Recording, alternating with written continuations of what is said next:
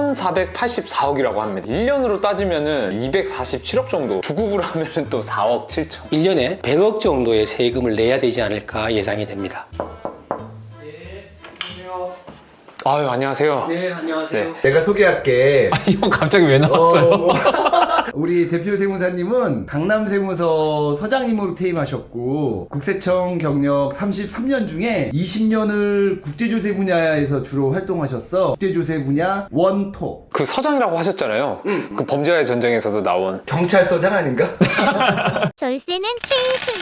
야구선수 이정우가 메이저리그를 진출을 했는데요. 네. 계약 총액이 한국 돈으로 하면은 1484억이라고 합니다. 네. 저 정말 깜짝 놀랐는데 네, 1년으로 따지면은 이게 247억 정도 된다고 하더라고요. 주급으로 하면은 또 4억 7천. 이렇게 스포츠 스타들이 돈을 많이 받으면 세금은 어떻게 내는지 너무 궁금하거든요. 제일 중요한 것은 이정우 선수가 우리나라 세법상 어떤 위치에 있냐가 굉장히 중요합니다. 자세한 것은 제가 그림으로 설명해 드리겠습니다. 자, 지금까지 이정우 선수가 국내에서 야구 선수로 하면서 활동할 때는 키움 구단으로부터 연봉을 이렇게 받아서 세무서로 납부를 해 왔을 겁니다. 그런데 이번에 이정우 선수가 캘리포니아주에 있는 샌프란시스코 자이언츠라는 구단으로 이적을 하게 되었죠. 그러다 보니까 이정우 선수의 연봉은 키움이 아니라 미국에 있는 샌프란시스코 구단으로부터 연봉을 받게 된 것입니다. 이때 우리나라는 이정우 선수에 대해서 과세할 수 있는 근거는 무엇이냐면 대가는 분명히 우리나라 국외에서 들어오는데 이정우 선수가 우리나라의 세법상 어떤 신분으로 남아있느냐가 과세 여부의 결정 대상이 되겠습니다. 세법상 이정우 선수는 우리나라 세법상 거주자이기 때문에 세무서에서 과세할 수 있는 것입니다. 여전히 우리나라 국내에 연고가 있다, 거주하고 있다고 본다는 것이죠, 세법상. 실제 현실적인 물리적으로는 이정우 선수가 외국에 나가 있지만 세법상으로는 국내에 여전히 머물고 있다고 본다는 것이죠. 그런데 만일 이정우 선수가 세법의 신분이 바뀌어서 국내에 있는 것이 아니라 아예 국내로 나간다면 외국에서 이정우 선수에게 돈을 주는데 이정우 선수 자체가 우리나라 입장에서 비거주자가 된다면 국내에서 이 과세를 하는 것은 불가합니다. 과세권 행사의 대상이 될 수가 없습니다.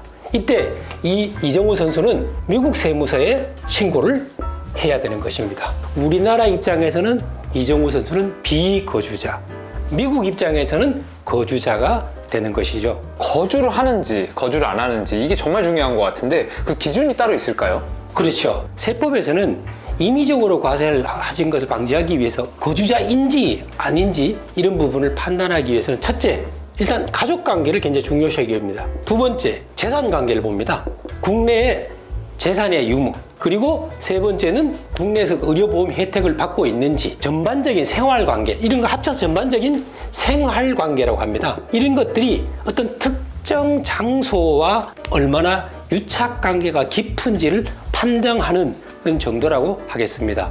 근데 인터넷에서 보면요 180일 정도만 거주를 하면은 뭐 그게 기준이 달라진다라고 하던데 실제 그게 아니라 저런 것들이 다 포함이 되어 있는 건가요? 중요한 것은 뭐냐면 첫 번째가 주소가 있고 두 번째는 거소가 있습니다.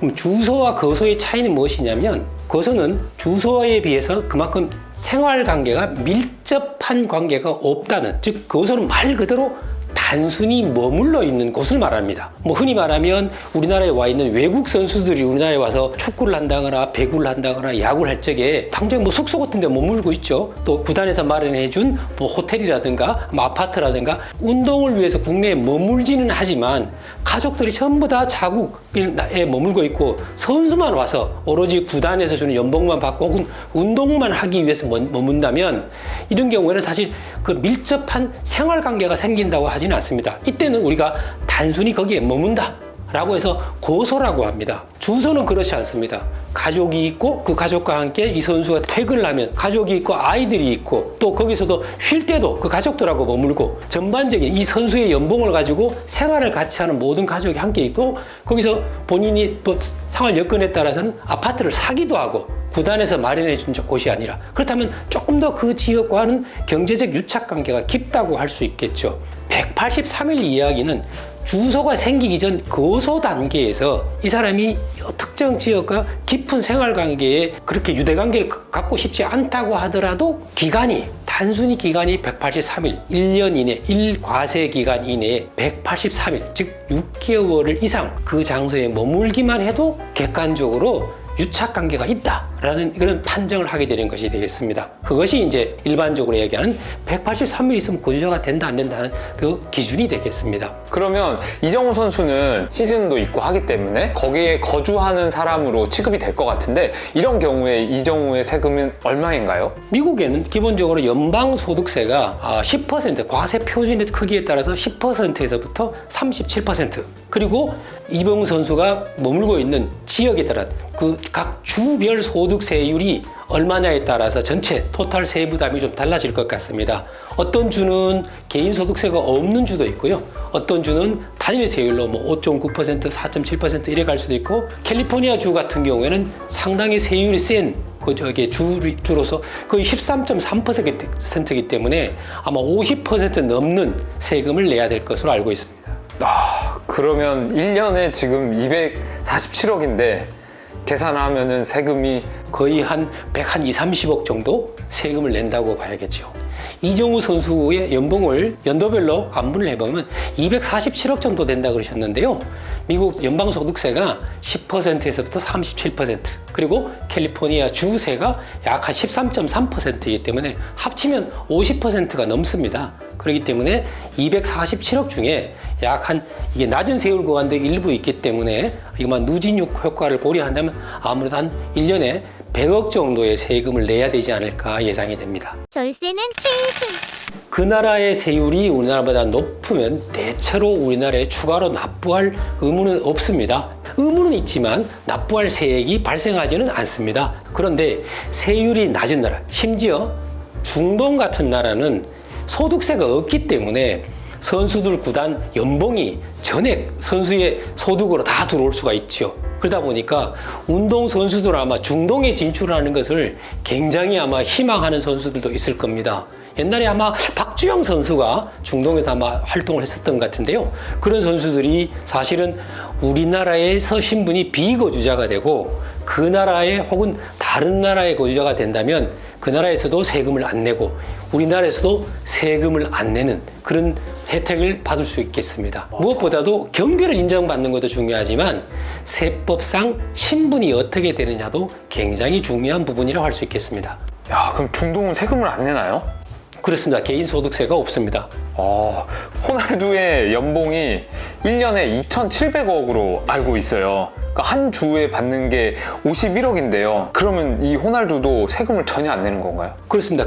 만약에 호날두 선수가 그쪽으로 모든 가족을 이동하고 생활 관계를 그쪽 중동 어떤 진출지 구단이 있는 국가로 이전해 간다면 그 나라의 거주자이자 그 나라에서만 연봉이 발생한다면 호날두 선수는 전 세계 어디에도 세금을 안 내고 연봉 2,700억에 대해서 전액 자신의 소득으로 그대로 가질 수가 있는 것입니다. 세금 하나도 없이. 너무 좋은데요? 그런데 손흥민 선수가 그런 기회가 있는 걸 거절했다고 하죠? 그거 대단하시죠? 그러면 호날두는 외국인이니까 조금 다를 수도 있는데 정말 우리나라 축구 선수가 중동에 진출했을 때 그 사람도 세금을 안 내는 건가요? 그렇습니다. 만약에 어떤 우리나라의 특정 선수가 중동 지역에 진출을 하고 가족이라든가 모든 재산 관계가 정리가 되면서 아예 우리나라를 출국을 해서 우리나라의 어떤 세법에서 두고 있는 어떤 기준에 미달하는 거주자로서의 어떤 기준에 미달하는 조건이 충족된다면 거주자가 아니기 때문에 세금을 낼 의무가 없고 중동지 진출지 국가에서는 소득세가 없기 때문에 세금을 안 내는 그런 전 세계 어디에도 세금을 안 낼 수 있는 그런 구조가 되겠습니다. 절세는 최일순. 또 손흥민도 만만치 않게 연봉을 많이 받고 있는데요. 손흥민이 1년에 받는 게 약 157억 정도 된다고 하더라고요. 주급으로 하면 또 3억 정도 되는데 이건 얼마 정도 세금이 나올까요? 손흥민 선수도 마찬가지입니다. 손흥민 선수는 아마 우리나라 그 거주자로서 영국에서도 세금을 내고 우리나라의 거주자로서 소득세를 다 성실하게 신고하고 있는 것으로 알려져 있는데요.